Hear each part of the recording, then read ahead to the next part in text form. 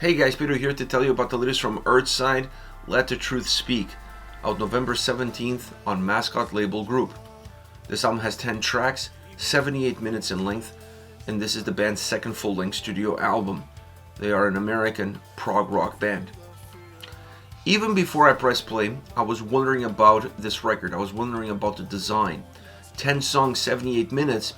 I was concerned in terms of how is this album going to keep me connected throughout the entire experience of going from first to last song. After I pressed play, I saw a little bit of a hybrid model, which works really well, at least for me. It works really well as far as this record is concerned. What I mean by hybrid model is that this is an album that brings a little bit of a compilation feel, but it also allows it to feel like a full-length record coming together. And the way they did that is by creating songs that are very individual in nature, different experiences, different paths, different journeys. Every track is its own journey, and that allows you to immerse yourself in each and every single song and then start a new journey, a new path with the song that follows. Having said that, you can still see the dots that connect these songs together. So you still see that all of these tracks are still pieces of a much larger puzzle. When you're able to bring these two worlds together in a seamless format, in a seamless way, you allow the record to have great playability from start to finish, and those 78 minutes become irrelevant. It's about the experience, it's about the feel, it's about getting as much as you can out of a record, out of the experience of listening to a record, and not necessarily counting the minutes as you're moving along. As far as the sound is concerned, this album, obviously being prog rock, brings in other influences as well in order to make the sound a little bit richer, a little bit more texture. Jazz, soul, rock, even some pop elements, electronic elements. There's a lot to digest when it comes to this record, when it comes to the influences behind it. The beauty of it is that it's very simplified.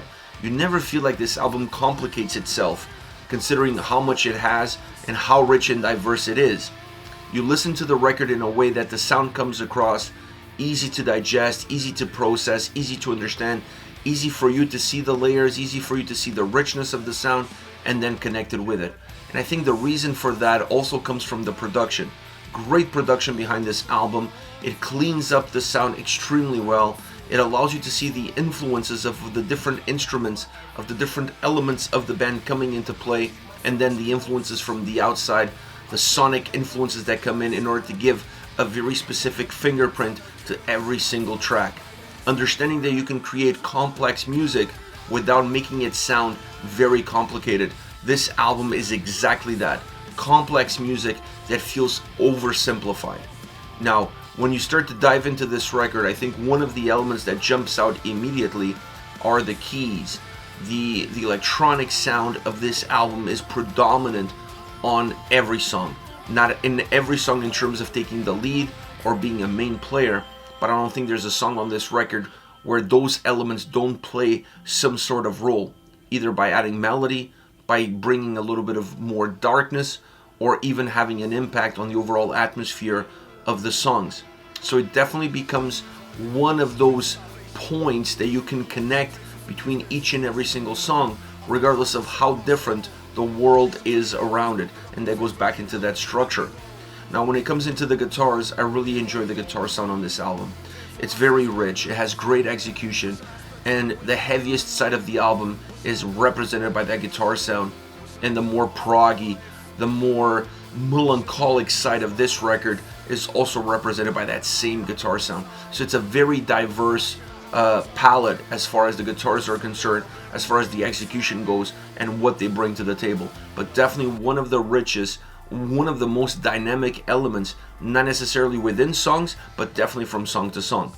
Now, the drums have a very similar approach, as do the guitars. Both of them are very warm, both of them are very rich, both of them are very dynamic, and both have an impact in the heavier side of the sound and in the less heavier side of the sound. So they have a little bit of this paradigm that connects the two, that allows you to see that these two columns, these two pillars of the overall composition have a very similar role, song in and song out. Normally where one goes, the other one follows. But I enjoy the drum sound because it never got in the way. In the heaviest side of the record, they still allow the guitars to take the lead on that heaviness, even though they created a little bit more oomph and allowed the tracks to have a little bit more volume. and the more subdued songs, or in the more subdued elements of the songs, they take a little bit of a step back and they lighten the load a little bit, as do the guitars, allowing the vocals and at sometimes the atmosphere coming into the forefront. So it's an album that's very diverse in terms of how it comes across, but it uses some key elements in a very methodical way throughout the entire existence of this album. Vocally, it's a rich record. Now, there's some instrumental tracks on this album. It's not a record that's necessarily vocally driven, but the songs that have vocals, because there's a lot of guest artists on this record, there's guest vocalists on this record, Daniel Tompkins of TesseracT, for example, and AJ of Fire from the Gods. I mean, two iconic voices that the moment you hear them on the tracks, even if you didn't check the tracking listing, you know exactly who's behind the mic. So this is an album that the vocals really work as an instrument and not necessarily as a conveyor of a message, even though there are deep and really thought out messages in the lyrics. We have a lot of storytellers on this record, musically and vocally, but I almost felt like the vocals became more of an instrument that tells a story and not necessarily the story itself. It's an important aspect because it allows the songs with vocals to merge really well with the songs that are just purely instrumental. You don't almost feel like there is a gap between them. You feel like one is the sequence of the other, and that also gives fluidity, and that also connects the overall record in the diversity that it has. But it's an album that allows you to see the vocals from a different perspective, from a different sight line, and that has a positive impact on what you're going to get out of the album, which is pretty much a prog rock album on steroids. Probably the most unique record that I've heard in a very long time. It really stands out from a design point of view, but mostly from an execution and sonic experience.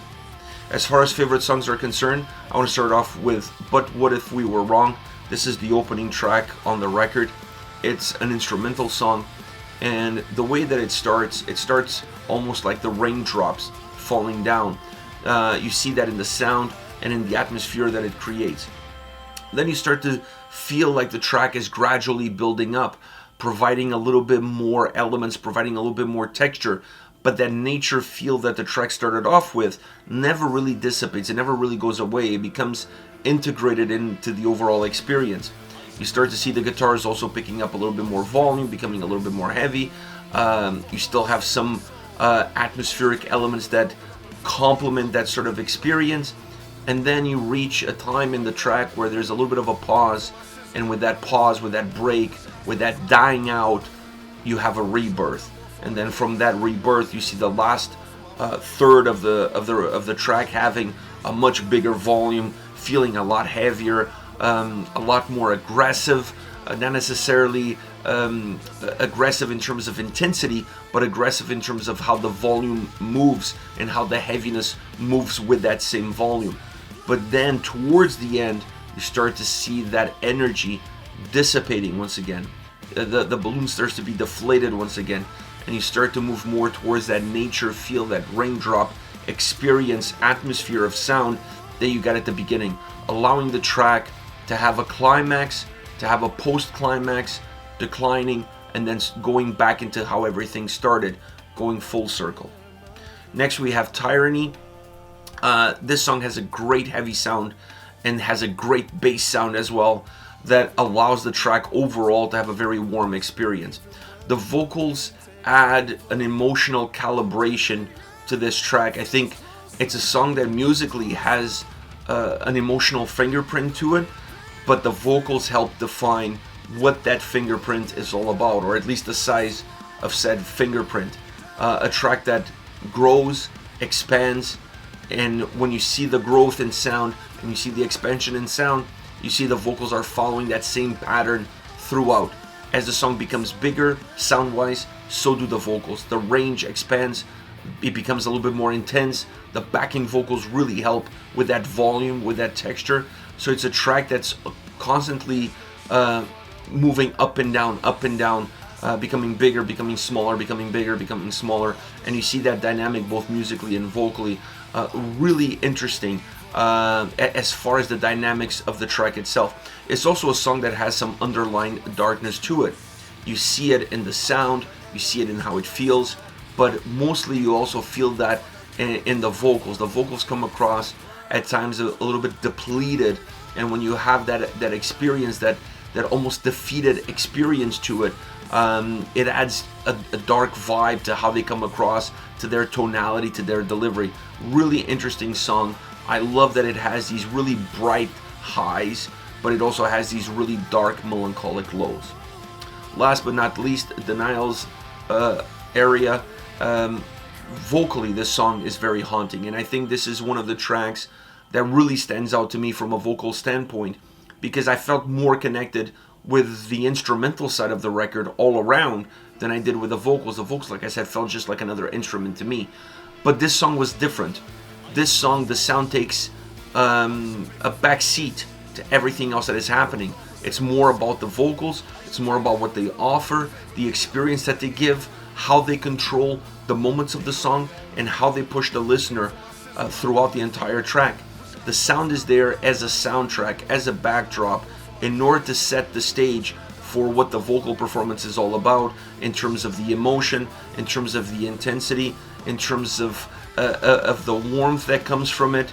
It's a song that's deeply carved by sorrow and pain, and that experience is visible in the lack of intensity in the sound and the more melancholic experience, but it's also visible in terms of the vocal delivery, the range, and the tonality.